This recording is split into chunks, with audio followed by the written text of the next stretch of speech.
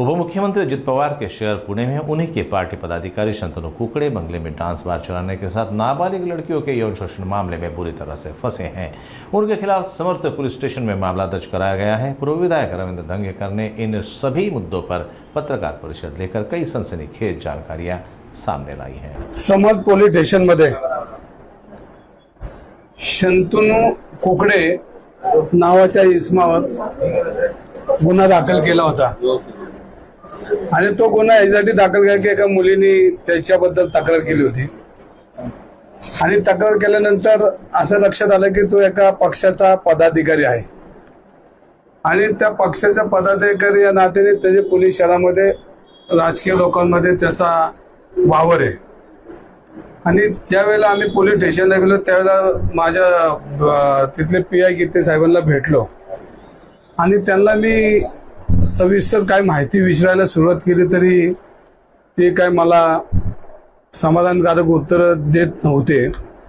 त्यामुळे मी काल ट्विट केलं आणि त्या ट्विटमध्ये माझं जे काय म्हणणं होतं ते तुम्ही बघितलंय, पण त्याच्यामध्ये सखोल माहिती घेतली असताना अनेक लोकांनी माहिती दिली असताना त्याच्यामध्ये तो एक क्लब चालवत होता, पब क्लब चालवत होता आणि 2-3 ठिकाणी त्याचे फ्लॅट होते। त्या फ्लॅटवर ज्या लहान लहान मुली आहेत ज्यांना आर्थिक व्यवस्था नाही, शिक्षण कमी आहेत आणि एक असा गोंडस एनजीओ चालून त्या मुलींना त्या ठिकाणी आणून ठेवणं आणि त्यांच्याशी अनैतिक संबंध ठेवण्याचा प्रयत्न करणं अशा अनेक त्याच्या तक्रारी आता पोलीस स्टेशनला यायला लागल्यात आणि तो आल्यानंतर त्याच्यामध्ये त्या मुलींना मग आम्हीच दाखवायचं, त्यांना तिथे ठेवायचं। नंतर त्या ठिकाणी अनेक राजकीय लोकांचा आणि अनेक पोलीस अधिकारी असतील किंवा एक शासकीय अधिकारी असतील त्यांचा त्या ठिकाणी वावर होता अशा तिथल्या नागरिकांनी माहिती काल आम्हाला दिली आणि दिली असताना मग आम्ही महिला आयोगांकडे बोललो।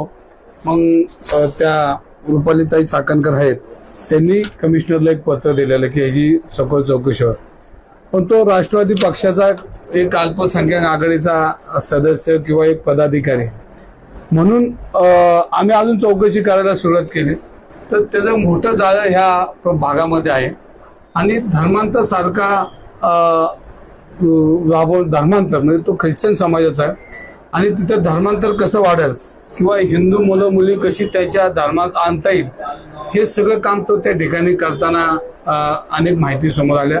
तशी आम्ही पोलिसांनाही माहिती दिली, तशा तक्रारी बी केल्यात आणि त्याच्यामध्ये करोडो रुपयाची देवाणघेवाण त्याच्या खात्यातून झालेली।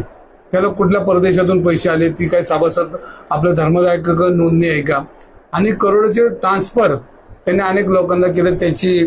त्याच्यावर काम करण्याची बी नावं मी काल टाकले, पण आताही परत सांगतो मुसा नावाचा एक त्याचा मित्र आहे, मुनीर एक आहे, प्रतीक आहे, सागर आहे, जैन नावाचा एक इसम आहे, तो आता मुंबईत कुठेतरी असतो आणि पूनम नावाची एक मुलगी त्याच्यावर काम करते आणि अनेक राजकीय लोकांचे त्याचे संबंध आहेत आणि ह्या माध्यमातून त्यांनी करोडो रुपयाचे पैसे एनजीओच्या नावाखाली प्रायव्हेट लोकांना देताना आढळून येते। आता त्याचा तपास चालू आहे।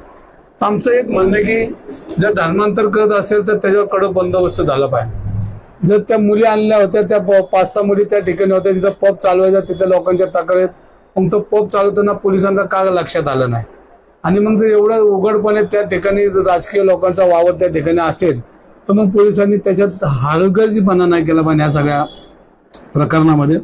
आणि याच्यामध्ये महत्वाचा मुद्दा की अनेक मुली तिकडे आलेले आहेत आणि त्याचा तपास पोलीस करत नाही।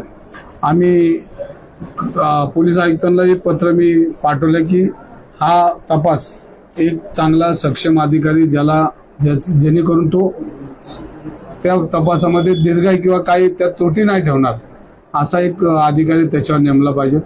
तसेच आम्ही महिला आयोगालाही तक्रार केली, त्यांनी पत्र दिलं। म्हणजे ह्याच्या मागचा संपूर्णपणे छडा लावून पुणे शहराच्या संस्कृतीमध्ये पुणे शहराची बदनामी करणारी ही घटना आहे, काळिंबा फासणारी घटना आहे। आम्ही अजितदादांना बी विनंती करणार की अशी लोक जर तुमच्या पक्षात जर चुकीचं काम करत असेल तर त्यांनाही पक्षातनं तुम्ही त्यांना बाजूला केलं पाहिजे, जेणेकरून पक्ष अध्यक्ष ते असतील, पक्षाची बदनामी होती अध्यक्षांची बदनामी होती. आणि अशी जी लोक आहेत समाजामध्ये वावरणारी पक्षाचा आधार घेऊन आणि एक राजकीय प्रतिष्ठा आणण्यासाठी करोडो रुपये त्याच्यामध्ये त्यांनी खर्च केलेत असं लक्षात आलं. तर ह्या सगळ्या लोकांचा तपास करावा, ज्यांची नावं आम्ही दिलेली पोलिसांना. ही नावं मी पोलिसांना दिलीत. काल पोलिसांनी त्याचा तपास बी चालू केला. त्याच्यामध्ये मोठं रॅकेट हे पुणे शहरात सापडणार आहे. आणि जर पुण्याच्या मध्यवर्ती भागामध्ये जर तो पब चालवत असेल तर ही सगळी पद्धत चुकीची आहे आणि ह्याला पोलिसांनी जर बसवली पाहिजे. यासाठी काल मी गीते साहेबांना भेटलो. कमिशनर साहेबांना बी आता मी भेटणार आहे आज आणि त्याचं पत्र व्यवहार बी करणार आहे. तर आमची विनंती की हा तपास पोलीस स्टेशनचे समर्थ पोलीस स्टेशनचे गीते आहेत यांच्याकडनं काढून हा सक्षम अधिकारी दिला पाहिजे. कारण 2-3 दिवसात त्यांनी कुठेही या प्रकरणाची कोणालाही माहिती किंवा कुठलेच सगळं दडपण्याचा प्रयत्न करताना दिसत होता. म्हणून आम्ही काल गेलो. आज तुमच्या माध्यमातून आम्ही कमिशनर साहेबांना विनंती करतो, पत्र बी देतो की हा तपास योग्य रीतीने झाला पाहिजे आणि जेणेकरून त्या पुणे शहरामध्ये अशी जी लोक आहेत, नरदाम लोक आहेत, त्यांचा बंदोबस्त झाला पाहिजे.